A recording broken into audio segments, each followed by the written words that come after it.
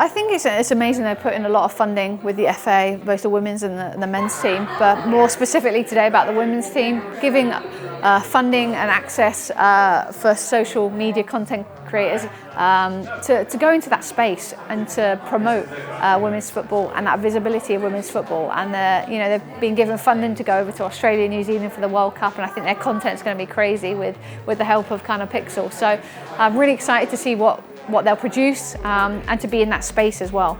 Something fresh and different to really promote women's football. Awesome. And how much does this show the English FA's dedication to increasing visibility for women in off-pitch roles? Yeah, no, I think it's really important. Obviously, there's so many roles, isn't there, in women's football and football in general, and women have a big place in that. And so, yeah, to be funded in that way and to give those content creators that money and that help and that advice is really special. And to put them in that space to really promote women's football, I think it's really important. Awesome. What is your ideal World Cup final and why?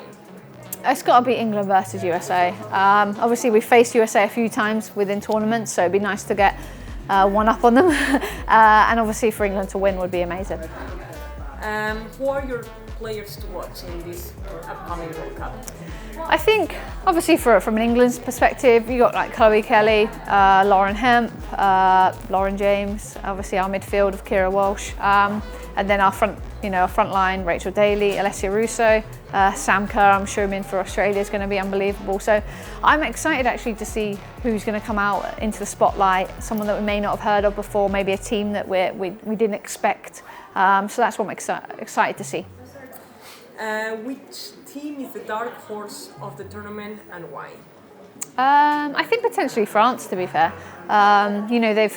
They've obviously had a new manager, maybe they've galvanised the squad, people have come back in, and they've not quite got as far as they wanted to, so I think they potentially could do really well. So I'm excited to see how they fare in the tournament. Which match are you most excited for in the group stage and why? That's a great question. I think just the opening games will be really fun. Like for instance, like New Zealand, Norway's the opening game. Just to see the crowds and to see the excitement and see the buzz. So I'm really excited to see the opening game. Awesome. And pick your 5-a-side team using World Cup players. Mary Earps in goal, Bonmati for Spain, Pop for Germany. I'm just going to go all forwards. Sam Kerr and let's see, how many is that? Is that 4? And Millie Bright.